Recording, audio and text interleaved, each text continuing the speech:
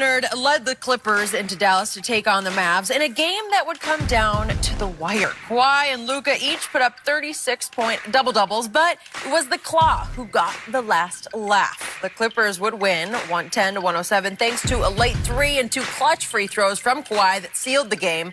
Doc Rivers had high praise for his team after the game. Take a listen. Played up and down, we trying to figure it out with all the injuries and all the stuff, but we just hang together. It's just a great group. They really are. They talk, they meet, they do everything that you want a team, a good team, a team that has aspirations to do. Well, Skip, in your opinion, who had the better game, Kawhi or Luka? By the way, did you see Doc? He's drenched with sweat. It was a wild finish, and he was drained from it, but like giddy drained. Yeah. He was ecstatic about what he saw from the character of his basketball team. He seems excited. And that team did not have Paul George last night, and it did not have Patrick Beverley for the whole second half because he had a little groin issue, and they said, we always err on the side of caution. Is it his 17th year? Why Pat Beverley getting a groin injury? Well, come on. So groins happen. Oh, is that what you're talking so about? You don't necessarily have to be just, okay, I'm just making, that's okay, go ahead, Skip, go ahead. So, obviously, even though the numbers look about the same, in fact, if I just go off the overall final stat sheet, I could say Luka had the better game because they both had 36 points, but then I look at Luka's line, and he had 10 rebounds and 9 assists, and Kawhi only had 2 assists, had 11 rebounds. But if we look harder at what happened, we see that all of the plays were made by Kawhi Leonard. So he had the better game because his team obviously ended up winning the game. And if we could just see what looked like was the dagger three. In fact, the Clippers announcer referred to it as a dagger, which was almost the kiss of death because it really wasn't the dagger. But Kawhi made this three. This is with about 1 minute and 16 left, and that was cold-blooded. And guess what? That was the only three he made all night. He was 1 for 9, so I will give you that. He did not have a good shooting night, but then this is what happened at the very end of the game when it was time to go to the free throw line and slam the door shut. He made 2 more free throws, boom, boom, and that was 11 out of 12 for the game, which brings me to Luka. Again, I don't hate Luka Doncic. He's still 20 years of age. But I cannot stand it when anybody invokes the name of Larry Bird, including the man across from me. Because there were times last night when Luka looked more like Harry Bird. Harry Bird. You remember Harry Bird? He played D3s, went over, and I think he played pro ball in Greece and wound up in China. Remember that guy, Harry Bird? Well, this guy is more like Harry Bird too much of the time because I want to remind everybody, Luka is now shooting 32.7% from 3, and this is going to play when I show you what happened in the game. That ranks 131st of 149 NBA three-point qualified shooters. And he also is shooting 78% from the free throw line, which is not LeBron bad, but it's still not. Larry Joe Bird was a 90% free throw shooter, and Luka ranks 72nd of 114 qualified free throw shooters. Can we see what happened in the first half on one of Luka's free throws, please? Is this Bird-esque to you, please? Luka, first half, it's up and it's short. Ooh. Nothing but net, as in it just barely ticked the bottom of the net. Luka, how can you do that? What are you doing? It happens. Hey, Larry Bird never did that one time in his whole career. 90%. Luka, no. No. Then can we see what happened with 5 minutes left in the game, and the game was tied, and Kawhi had just made a big basket for the Clippers, and it's nip-tuck back and forth, and Luka comes down to shoot a 3, and it's up, and it hits nothing but nothing. It's an air ball, wide right by about 3 feet. And I'm saying, what are you doing? Larry Joe Bird never did that, but Harry Bird, he does that on occasion. You can't trust Harry all the time. Yeah, you can. So then Luka did hit a big 3 late in the game to cancel that Kawhi 3. He came right back down and hit one. But then what happened with 16 seconds left? Luka, they get the ball on it's a wild, frantic play, and the ball gets swung around to Luka at the top. Here we go. The ball's kicked around. Oh, look, wait a second. Luka's got a wide open 3 from the top of the key This is a Larry Joe Bird special where you just go up and shoot that. And guess what? He went LeBron. He said the better shot, the right basketball play is to kick it to Tim Hardaway Jr. Who was that? No, it's not. If you are that guy, you take that shot to win that game. Question. Who's a better three-point shooter? Tim Hardaway Jr. or Luka Doncic? Statistically, I give you Tim Hardaway Jr. But who is the next Larry Bird? It's this guy. That's all I hear. And again, it's a runaway train. If he's that guy in a close game, and I watch all the Luka games, he is not great late in games. And he's getting a little gun shy because he had missed another 3 just before that. So my point is, you have to make that. And then what happens? Doc has him intentionally fouled by Landry Shamet when it's a 3-point game with 7 seconds left.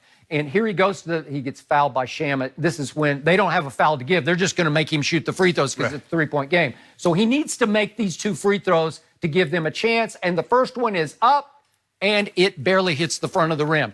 That's LeBron-esque. So if you want to say he's the next LeBron, I'll give you that.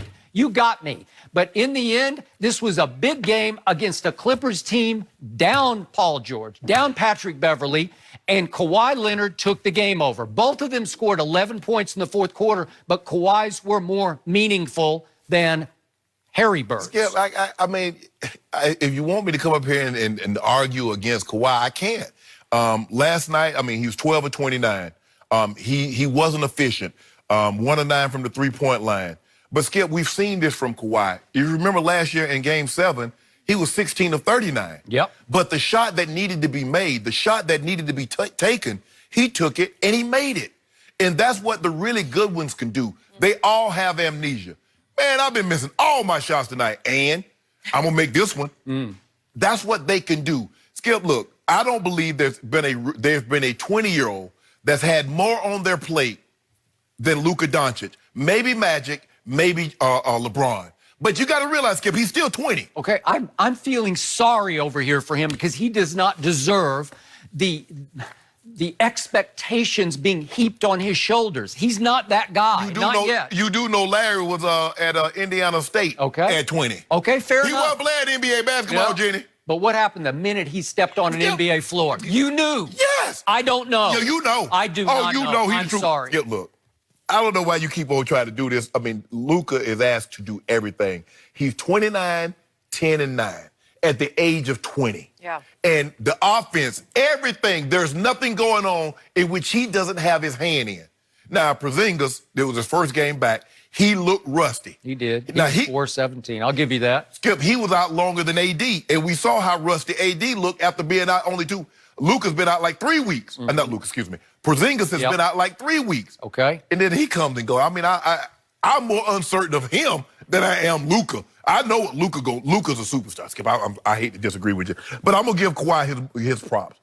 He was unbelievable when he needed to be. And that's what the good one can do. You disregard them shooting 30% or 35, 40% from the field.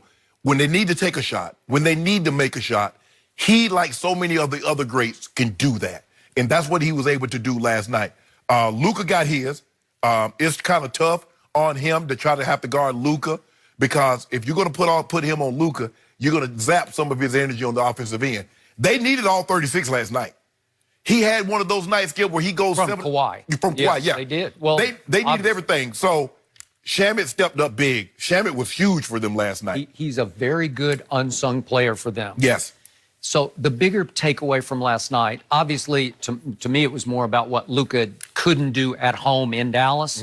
But the bigger takeaway was Doc, he is buying into his team. For sure. And again, this whole season, we'll see if Zion can change this. Talk about it on Wednesday's show. Yeah. You better believe it. We might just come right out of the box talking about it. As LeBron put his triple dub on him. Well, I don't know what's wrong with Paul George because he's got a hamstring. Is it worse Whoa. than What year is this for Paul George? It better be year 18 or year 19 because he missed. Skip, what's my favorite saying? If you limp into the season, how you limping out? How you coming up out of it? Limping. Okay. Now, all I know is my guy.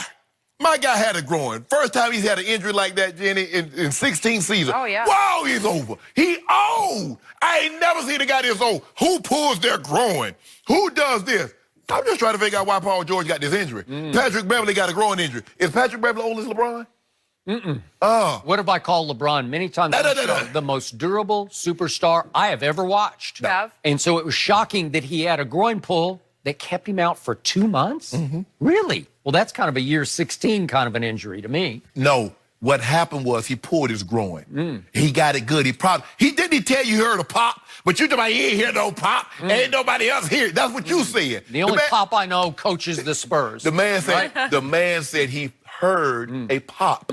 So that means he tore something. Well, I hope that Paul George didn't hear a pop, because I would rather tear my groin than tear my hamstring, because the hamstring's the biggest muscle in the body, and if it goes, I'm talking about if it rips, you are done. Yeah. Right? Yeah, you ain't jumping, you ain't doing all that movie. So you better hope, I'm knocking on wood for Paul George, but you better hope that he's got a serious injury, because if he doesn't, your team is in trouble, because I do love the mental toughness of these Clippers, especially with Patrick Beverly on the floor. They're just a better defensive team than the Lakers are. And we had Byron Scott, former great Laker. He bleeds a little bit of purple and gold, but he's saying that he favors the Lakers just because the Clippers don't have anybody who can guard AD. And yet last night, Montrez, he was